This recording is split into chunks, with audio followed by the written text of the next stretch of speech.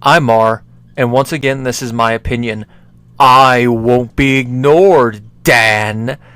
That famous line perfectly surmises the plot of this 1987 thriller. Set in New York, Fatal Attraction follows Dan Gallagher, played by Michael Douglas, a successful attorney who has everything a man could want. Despite this, his eyes do more than wandering one weekend while his wife and daughter are away. Alone, Dan has an affair with Alex, played by Glenn Close, an editor from his work circle. While instigated under the guise of itch scratching, the affair quickly turns dark. Alex becomes obsessed with Dan, and this obsession turns to madness, and madness to tragedy, leading to a wild climax. While it might be a surprise to some of you constant viewers, this was my first time watching Fatal Attraction. I attempted to watch it once several years ago for Oscarthon, but stopped during the first tryst. It was late, and I was tired. Sadly, I didn't get around to finishing the film until now. Having watched it fully, I'm kicking myself, as Fatal Attraction deserves the classic label. While simple, the story is engaging. While I would have been drawn in before, now that I'm in my 30s, it strikes a nerve. While I don't have a family and lack the temperament to conduct an extramarital affair, the pace and performances made it easy to place myself in Dan's position. Adrian Lyne directed the film masterfully. While I wouldn't call him an auteur, his own words on filmmaking disqualify him in my book, he blended the elements together as one would. While the film lacked his dark humor, at times I felt I was watching a Hitchcockian thriller.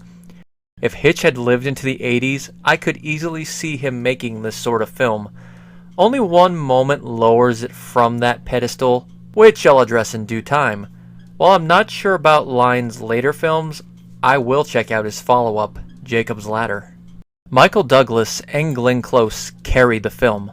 While it would still be excellent on a technical level without their involvement, it's hard to gauge how superlative the film would have been.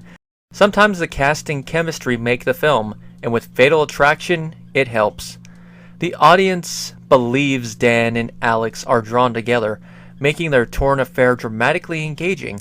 We roll our eyes and judge Dan for cheating, but the blame is mutual. This mutual blame remains as Alex turns, but it begins to tilt in her direction. As the blame tilts even further, we sympathize with Dan and loathe Alex. This loathing grows in tandem with Alex's obsession. Even if Dan brought this upon himself by cheating with the wrong woman, cheating is not an excuse for Alex's actions. Once she kills the rabbit, any lingering judgment towards Dan evaporates and the loathing towards Alex turns to hate. This continues into the climax, allowing both endings to work for different reasons. In recent years, Glenn Close has been critical of her performance, mainly its depiction of a mentally ill woman. While I understand her concern, I feel she is retroactively too hard on herself. Before filming, she showed the script to psychiatrists to understand Alex's psyche, and they said her behavior was possible and corresponded to childhood sexual trauma. While this is never hinted in the film, with that knowledge one can see its influence on Close's performance in several scenes. While I doubt the film will be made the same way today, Close's performance is perfect for when the film was made. The supporting cast play their roles well. While she doesn't have much screen time until the latter half of the film, Anne Archer is likable as Beth from the beginning. She didn't ask for Dan to cheat, and when he reveals the truth, Beth reacts how any spouse would. While she forgives Dan because of a plot-related accident, their marriage remains shaken. Beth plays a role in both endings, but her importance is greater in the theatrical ending. There, she becomes the audience's self-insertion and wish fulfillment. Stuart Pankin is alright as Dan's friend Jimmy.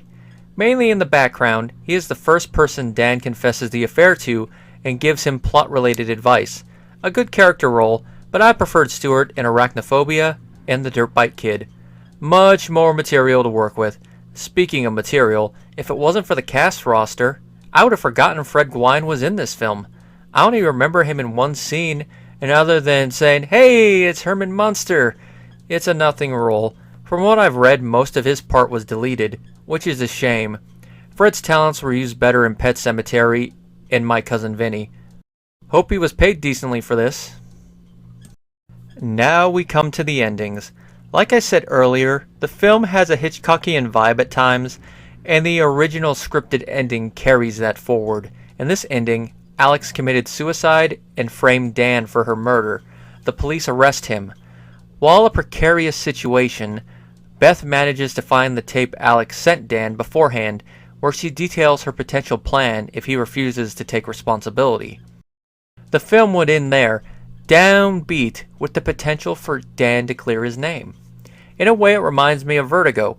While a fitting finale for a thriller, the producers changed it after test audiences articulated the disappointment. Ironically, John Carpenter had predicted this would happen when he was approached to direct. Glenn Close was initially against participating in the reshoots, as she felt the original self-destruction fit Alex better. She was worn down after 2 weeks. It's hard to imagine the theatrical ending working without her. There's only so much stand-ins can do. While cathartic for the audience, the new ending's tone clashes slightly with the film's seriousness. It's give and take. It's nice to see Alex get her comeuppance, but in the process, she comes off as a jump-scare slasher villain. At the end of the day, it comes down to opinion and taste, and even with the clash, I prefer the theatrical ending. Alex jumps over the edge, and Beth becomes Mother Bear. Fatal Attraction is a thriller all cinephiles should watch. While the ending clash brings it down slightly, the ride and payoff balance things out. 4.5 bathtubs out of 5.